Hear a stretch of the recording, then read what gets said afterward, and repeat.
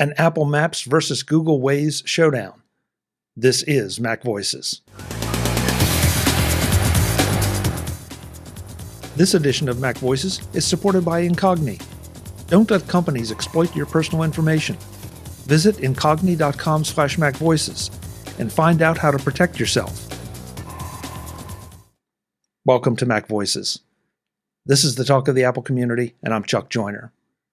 One of our MacVoices Live panelists decided to do a showdown between Apple Maps and Google Waze, and came to some interesting conclusions, as supported also by other members of the panel. Let's go back and let that panel do the talking.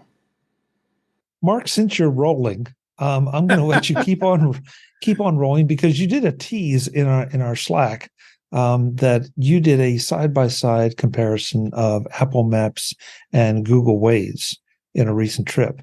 I've made those same comparisons. You said you were going to reveal the quote-unquote winner if we covered the story. So I want to cover the story because I want to hear what your results were. Okay, so Sunday a week ago, my wife and I, drove out, to Las Vegas. We're spending 5 nights there, for vacation, to spend the Thanksgiving holiday there. And on the way out, at some point on I-15, about 2 hours from Vegas, everything came to a slowdown, and we were using both Waze and Apple Maps to try to figure out what was going on.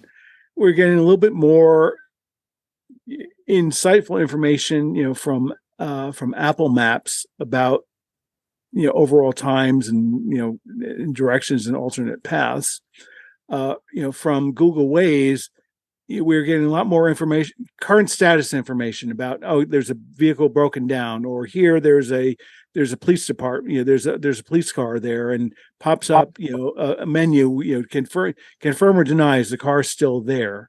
So that sort of opened our eyes. So as we're going around Vegas, trying different restaurants and different things, and this is also in the backside of the Formula One, the F1 racing.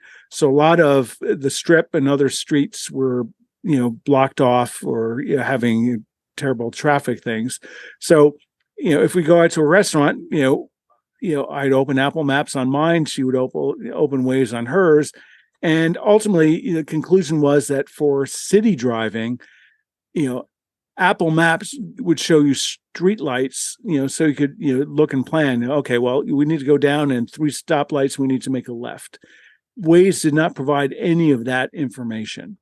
So, from that, plus also Apple Maps, give you the combination of different views, street view, sort of, the city view, where you can see sort of the outlines of the streets, and things. Our conclusion was that for city driving, Apple Maps is, a much better tool. For highway driving, Waze has more status information and things that is just not available.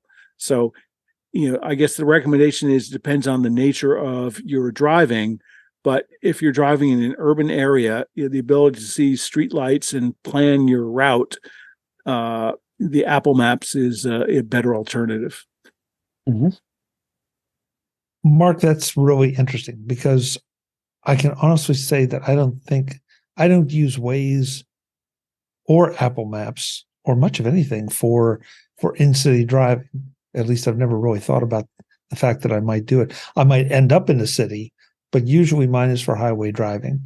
And that's why I still revert to Waze, because I know that, 2 miles down the road, somebody is using Waze, and they're going to, put an alert up about a speed trap. And Apple just does not, there aren't those options for that. Mm. And, or traffic or some unusual something on the road. But now you've got me wondering. Now I'm going to have to play a little bit, even just around my home area, with Apple Maps from a street driving perspective, because I just hadn't even thought about that part of it. Yeah, and again, I think this is something where my wife could do it. Otherwise, I would be, sort of victim to Siri or Apple, Apple Maps, voice instructions. but she could look at things and figure out.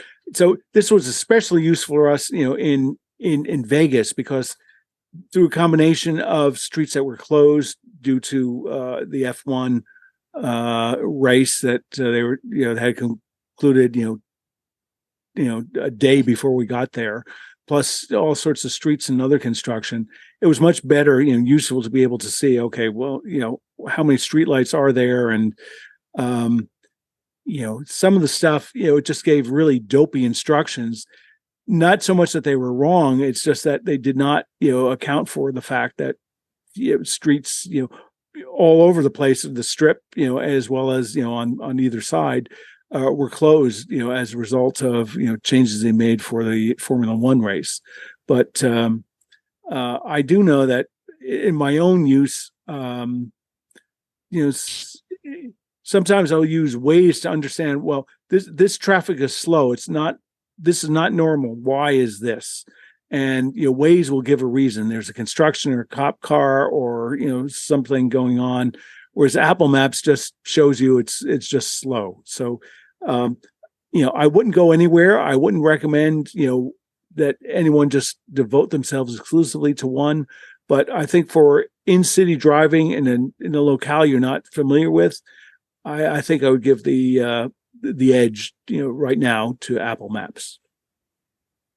Brian, then Ben. I know for me, one of the last reasons I had to use Google's product, especially on the highways, was because of the offline maps. So when you're in a rural area and you can't get a signal, being able to pre-download those maps ahead of time was something that was very useful. And Google Maps had it. I'm not sure if Waze does or had it at the time either, but Apple Maps did not. And then when iOS 17 came out, is one of the features that I was most excited for. And on my last road trip, I did have both, offline maps downloaded because it was the first time I was using Apple Maps with the downloaded maps ahead of time, and had no problems. I never had to boot up Google Maps, and got me to my destination, no problem. Ben? About 10 years ago, when Apple Maps was brand new and Google had just bought Waze, I did a very similar shootout for GeekBeat. And it's interesting to see how far Apple Maps have come. Back 10 years ago, Google Maps and Waze had significantly better data. They also still had that local data, which is, at this point, I think their only real advantage. And Apple Maps could barely do a reroute. These days, I am extremely happy with what Apple Maps gives you.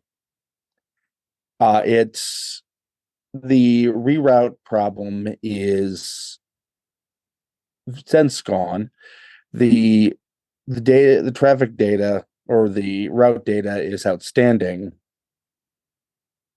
And I think really, as far as navigation goes, offline maps was the kind of that last key. Okay. Webb? Related, but really a separate topic.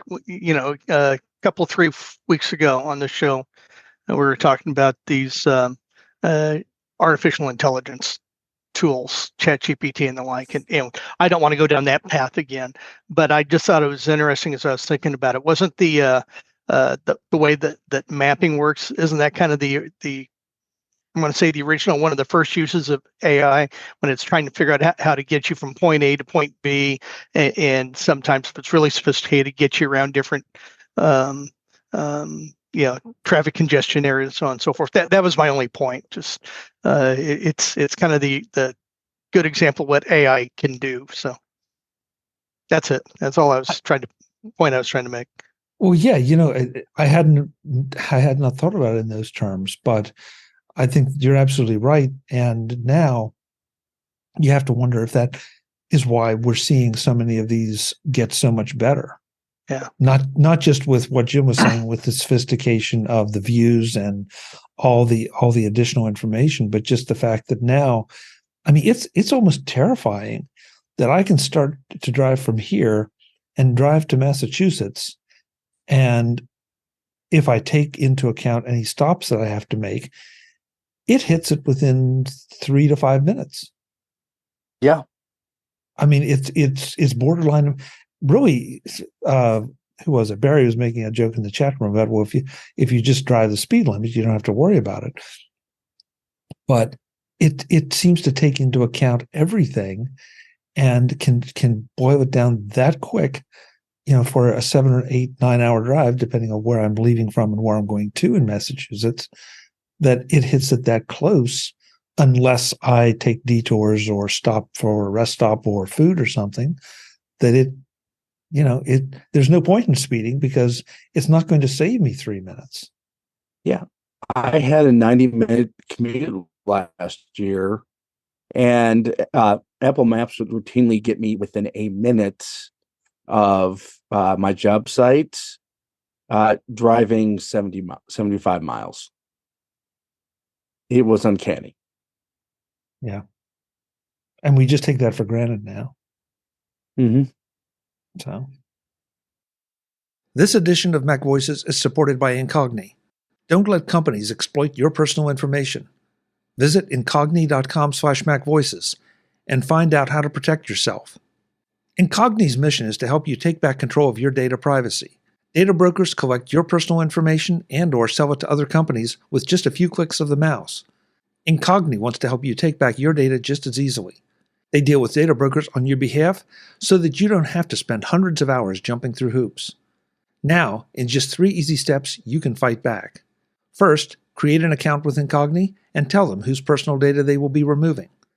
Second, grant them the right to work for you. They will then contact data brokers on your behalf and request your personal data removal. Third, kick back and let them do the work. They handle any objections from their data brokers and keep you updated on their progress every step of the way. It took me less than 5 minutes to set up my Incogni account and get the process started. It was impressive to watch the report grow as more requests for removal of my information and the responses developed. Your data is out there and it's being used by data brokers for their benefit, not yours. The likelihood of your data being breached is constantly increasing too. There are hundreds of data brokers who possess your personal information, and their numbers grow every year. With a 30-day money-back guarantee, Incogni is risk-free. Visit incogni.com/MacVoices. Sign up and find out just how easy it is to improve your privacy. That's incogni.com/MacVoices. incogni.com/MacVoices. Thanks to Incogni for supporting MacVoices. We're starting to run a little short on time. There's one that I have to share. This is a Mastodon link. This is not a web link, but it's a Mastodon link that our friend Baz put in our Slack that I just absolutely cracked me up. Apparently, according to this, criminals are now wearing an extra finger. And folks, you'll have to click through the link to see this, but they're wearing an extra finger so that video evidence against them, they can challenge it as being faked, because we know that some of the video engines are not good at I can't say it. I guess creating hands. So this makes it look like you have a sixth finger, and so therefore the video evidence should be thrown out of court. Okay. Yeah, I don't even know what to say to this. I mean, I guess I can give somebody credit for some ingenuity, and it looks a little creepy, to tell you the truth. But on the other hand, the examples we saw of some of the early imaging, this is exactly what it looks like. And that sixth finger has a much better manicure than I do. So yeah.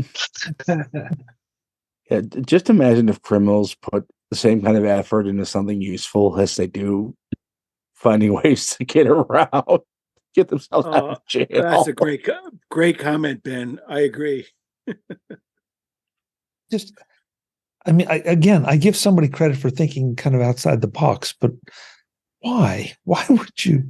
I don't know.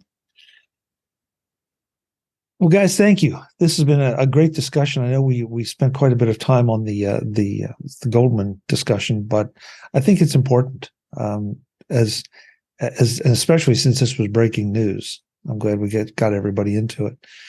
Let's go around the chat room and let everyone know where they can find you, and then we'll head to After Dark. I'm going to switch it around this time and put Mr. Jim Rea up first. See if he's paying attention. Jim, it's great to have you. Not at all. It's great to have you. Where can folks connect with you? Wait, who are all you people? Where? This is not my beautiful. This is not my beautiful house.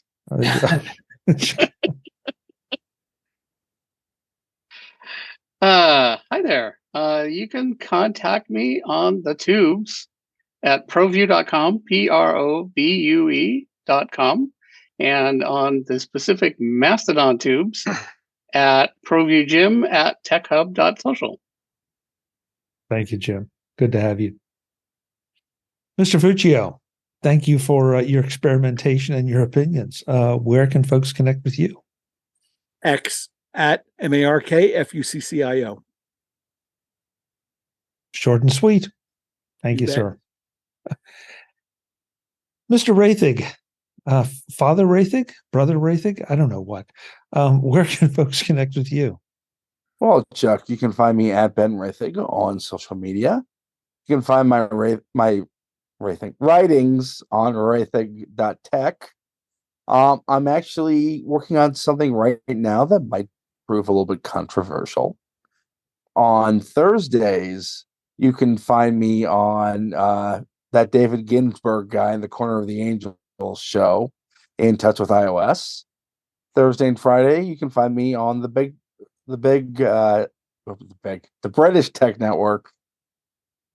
Yeah, can you tell I'm hyped for the Hawkeyes to get trounced by Michigan? You can find me on the British Tech Network on the Big and Mac shows. Thank you, Ben. Not to be confused with the Birdman of Alcatraz, the Birdman of MacVoices Live, Eric Bolden. Thank you, Eric. It's good to have you. Where can folks connect with you? You can find me on Mastodon at EA Bolden at techhub.social, or EA Bolden at mas.to, which gives you the bird pictures too. Very nice. Thank you. Yes, we need more bird pictures. The man who lords himself over all the quilts when his wife allows it, Mr. Webb Bixby. Webb, thank you for being here. Where can folks get in touch with you? Chuck, thank you. It's always a pleasure. I always enjoy this guilty pleasure of me getting away from my regular job to kind of play around with this. So Webb Bixby at just about any place you can find me on the social networks, but to appease Mr. Rea, it's Webb Bixby at twit.social through Mastodon. Great. Thank you, Webb. The most festive member of the panel, Mr. Brian Flanigan-Arthurs. Brian, thanks so much for being here. What's the best way for people to reach you? I appreciate it. Thank you for having me. Best place to reach me is Mastodon, Brian8944 at mastodon.cloud. You can also find me Blue Sky, Spoutable, and X, Brian8944. Great. Thank you, Brian. Appreciate it. Thank you. Last but absolutely not least, we're back to where we started with Mr. David Ginsburg. David, thank you for being here as always. What is the best way for people to find you? Thank you for having me. You can find me at InTouchWithIOS at InTouchWithIOS.com. YouTube channel is youtube.com/InTouchWithIOS. I'm on the Mac Show on Fridays on the British Tech Network, and you can also find me on Mastodon at DaveG65 at Mastodon.cloud. Thank you, Chuck. Thank you, David. Folks, a couple extra notes here today. First of all, I usually don't ask this, but I'm going to mention it. I'm on most of the socials as at Chuck Joyner, and I'm going to encourage you to follow me on your favorite one, because we're doing some experiments here with MacVoices Live. We're talking about doing some unscheduled MacVoices Live shows, and I would hate for you to miss it or them if you want to participate or be part of it. So they would be announced on the socials. So please follow me wherever you want, and then you'll get the notifications. Second thing is that for the holiday season, we're in the midst of releasing our holiday gift guides. There have been some great ones already picked. There are more coming, some terrific products. Most important, just like this show, there are a lot of laughs with those shows, and there's some good information as well. So please check those out as well.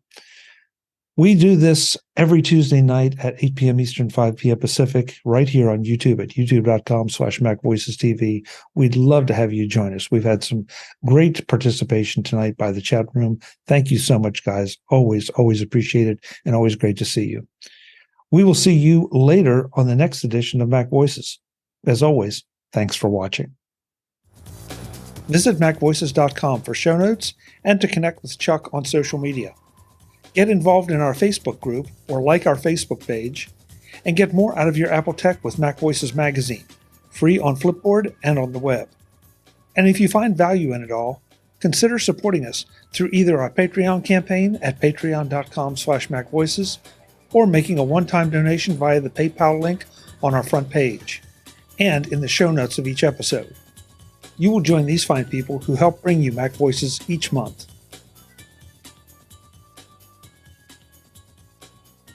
Advertising handled by Backbeat Media at backbeatmedia.com.